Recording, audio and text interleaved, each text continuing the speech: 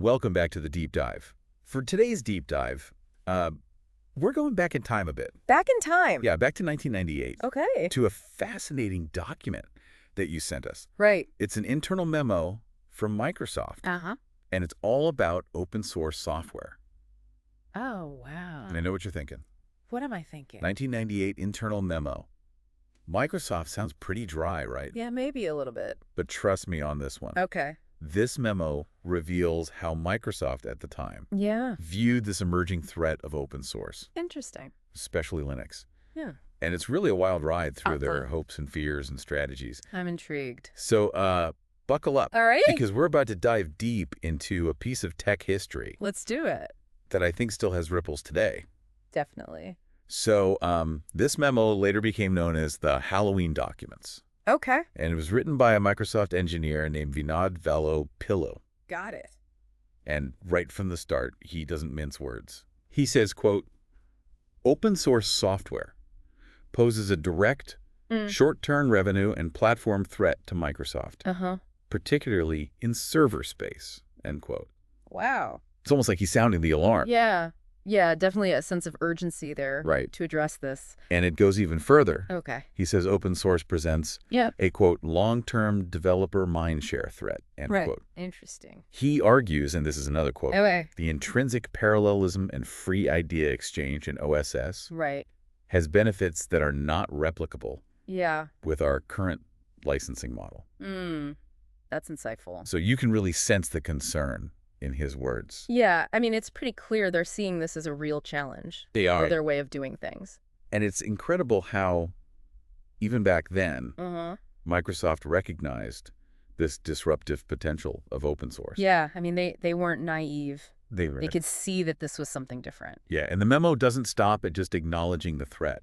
Right. They actually attempt to really dissect the open source development process. Okay, so they're trying to understand it. You're trying to understand it. They're trying to understiss it. Exactly. That's interesting. They go beyond simply viewing it as free software. They're really trying to understand the mechanics of how these projects are built and managed. I see. They even reference Eric Raymond's The Cathedral and the Bazaar, which had just been published the previous year. So you can almost feel them trying to wrap their heads around I can imagine this new way of developing software. This new model. And they identify some key aspects of open source. Okay. Like parallel development and debugging, which they admit are incredibly efficient. So they're seeing the strengths as well. They are. Not just the threats. They even recognize the role of this large, geographically diverse community of developers. Right, a global community. Contributing to these projects, and they go deep into the motivations of these developers. Okay, fascinating. The memo states, and I'm quoting again, the motivations of OSS developers are not entirely mercenary. Acknowledging factors like education, ego gratification, and, quote, solving a problem. So it's not just about the money. It's not just about the money. There are other things driving these people. They even use this term. What's that? The noosphere. The noosphere. To describe this collective knowledge base that these developers are contributing to. I like that term. It's fascinating. It is. How they recognize the power of this collaborative approach. Yeah. Driven by this shared passion for technology rather than purely financial incentives. It's a different kind of motivation. It is. And it can be very powerful. Right. But of course. They also spend a considerable amount of time analyzing what they perceive to be the weaknesses of open source. So they're looking at both sides of the coin. They are.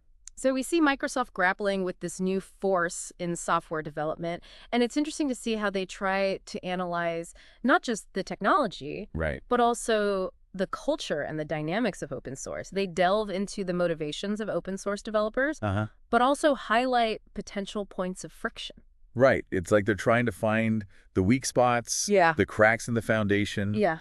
They even point out the challenge of what they call post-parity development. Exactly. The memo states, quote, the problem that OSS faces is one of post-parity development once an OSS project has achieved parity with commercial alternatives. Its rate of innovation slows, end quote. Okay.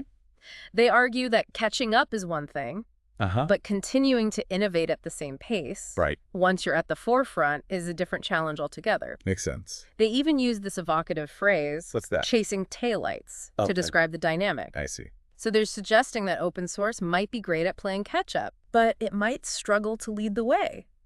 Interesting. It's a fascinating insight into how they view the dynamics of innovation. And it ties into another concern they raise, which they call unsexy work.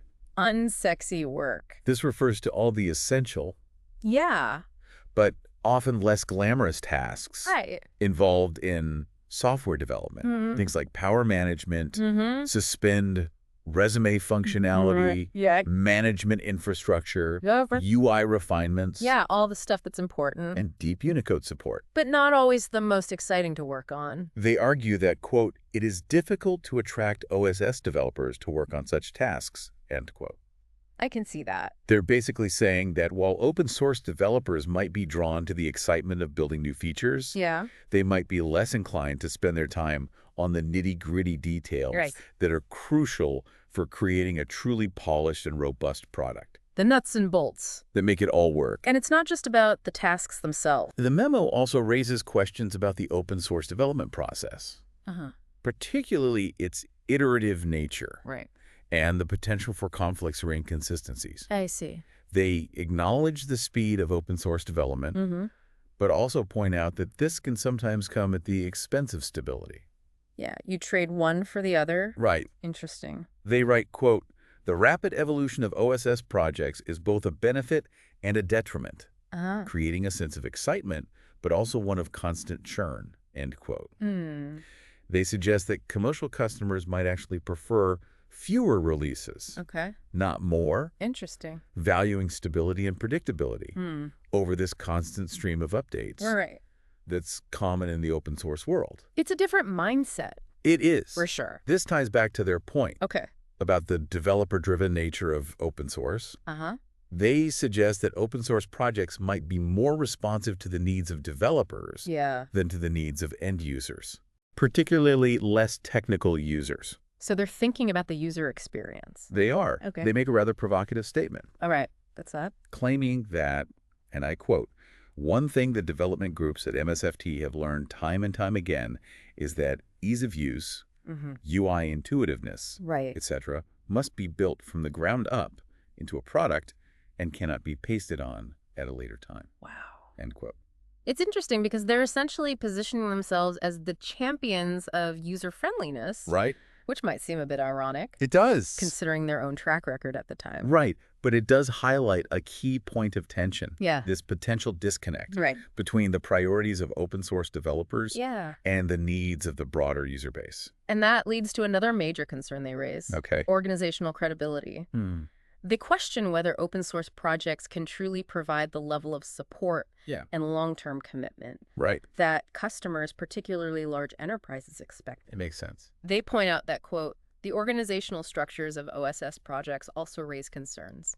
If a particular individual or group of individuals lose interest in a project, it may languish, end quote. They worry about the lack of formal processes for things like strategic planning and backward compatibility. Makes sense. Which they see as essential for building trust with business customers. They ask pointed questions. Like what? Quote, what does it mean for the Linux community to sign up to help build the corporate digital nervous system? End quote. And another quote, how can Linux guarantee backward compatibility with apps written to previous APIs? End quote. So they're poking holes in the open source model? They're really trying to highlight the perceived risks and uncertainties associated with relying on open source software for mission-critical applications. Because for a business, that's a big deal. It is a big deal. And they need that stability, that reliability. It's almost like they're painting this picture of open source as being somewhat chaotic and unpredictable.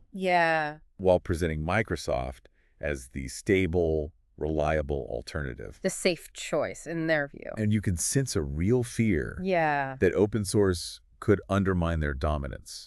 Especially in the server market.